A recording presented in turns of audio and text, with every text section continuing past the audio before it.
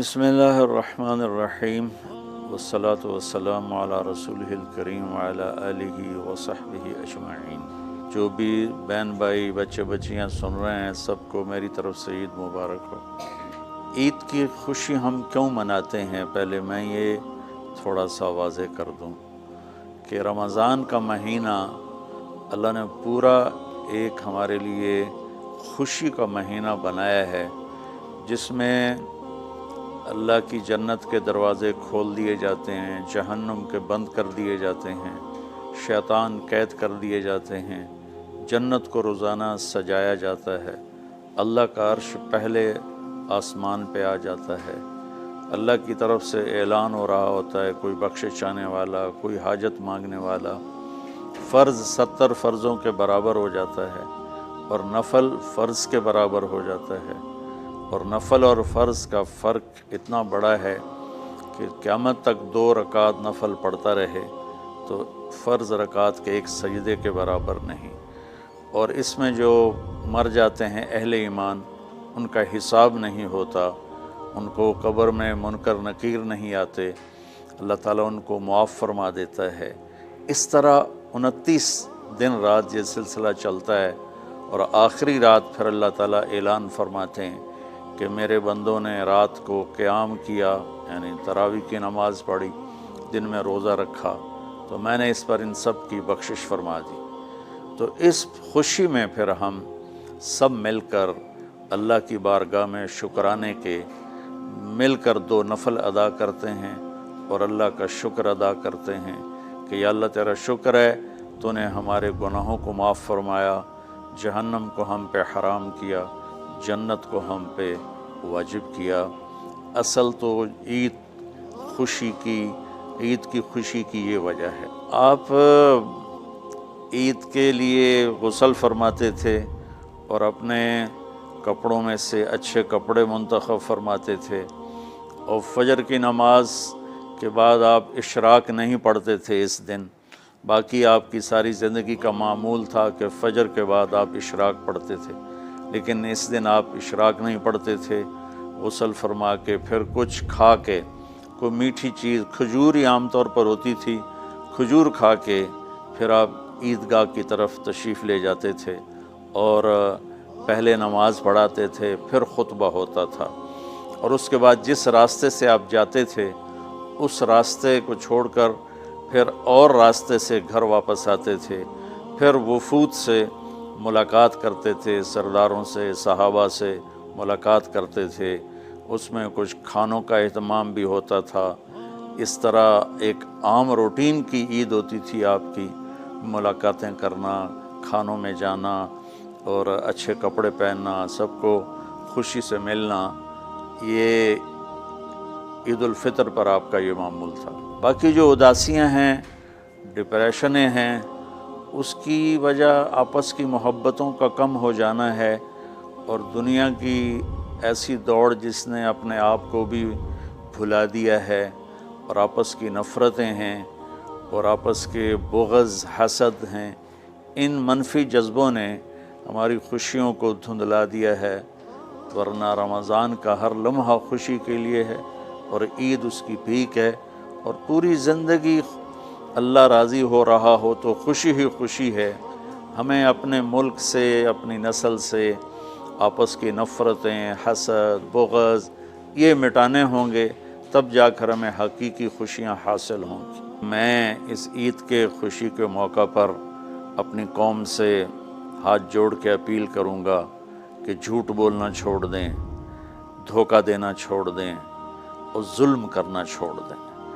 مذہبی نفرت نے ہمیں تباہ کر دیا، سیاسی نفرت نے ہمیں تباہ کر دیا، صوبائی قومی نفرت نے ہمیں تباہ کر دیا، آپس کی رنجشوں کی نفرت نے ہمیں تباہ کر دیا۔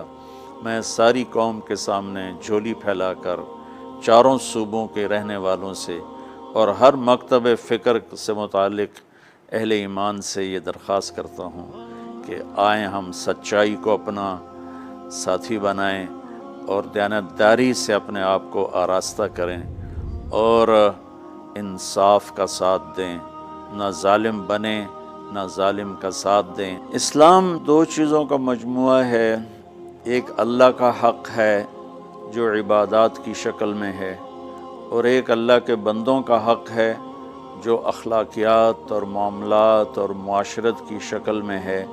یہ دونوں کمپلسری پیپر ہیں، دونوں لازمی پیپر ہیں، ان دونوں میں پاس ہونا ضروری ہے۔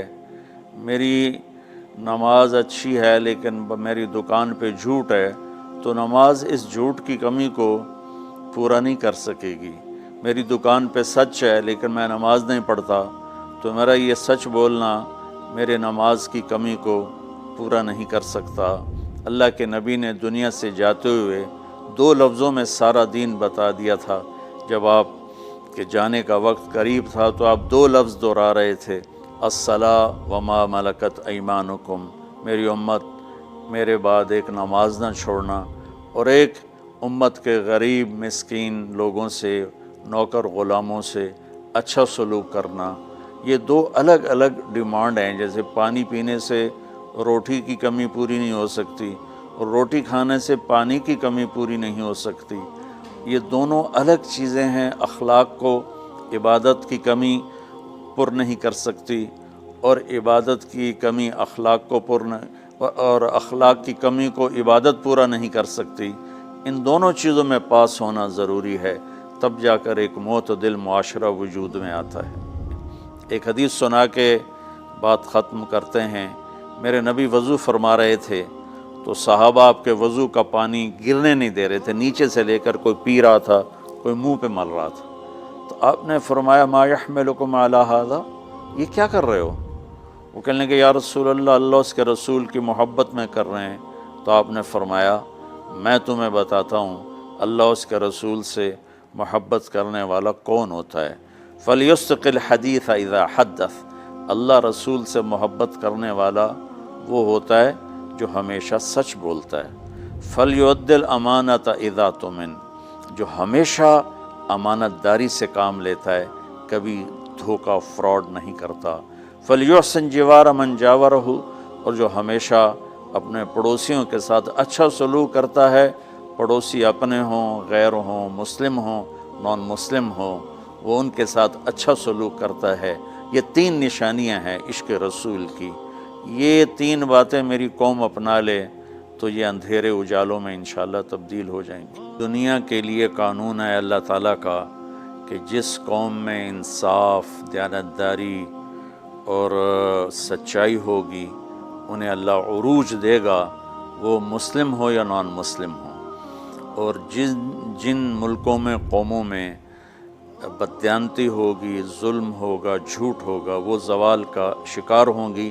ساری ویسٹرن دنیا تو لیڈ نہیں کر رہی، ہمارے جیسے ملک بھی ہیں جہاں یہ ساری چیزیں ہیں تو وہ ہماری طرح ہی ذلیل ہیں اور ہماری طرح ہی وہ خوار ہیں۔ چند ایک ملک ہیں جنہوں نے ان چیزوں کی رعایت کی ہے تو وہ اس وقت لیڈنگ رول میں ہیں، لیڈنگ ماڈل میں ہیں۔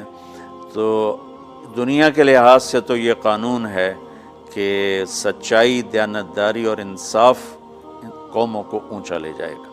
آخرت میں اللہ تعالیٰ نے اعلان کیا ان اللہ لا یغفر ان یشرک بہ ویغفر ما دون ذلک لمن یشاء۔ آخرت میں کامیابی کا آخری فیصلہ ایمان پہ ہوگا کہ اللہ تعالیٰ کا فرمان ہے میں شرک معاف نہیں کروں گا، اس کے علاوہ میں جسے چاہوں معاف کر دوں۔ تو ہماری 52 کے قریب اسلامی ریاستیں ہیں، وہ سب بری طرح اس زوال کا شکار ہیں، جس کی بنیادی وجہ یہ 3 ہیں جس کو میں بار بار آپ کے سامنے دہرا رہا ہوں۔ السلام علیکم۔ ہمارے چینل لائٹ ٹو ہیومینٹی کو سبسکرائب کریں، بیل آئیکن پہ کلک کر لیں جس سے ہر ایک نوٹیفیکیشن آپ کو ملتا رہے۔ ویڈیوز کو لائک کریں، شیئر کریں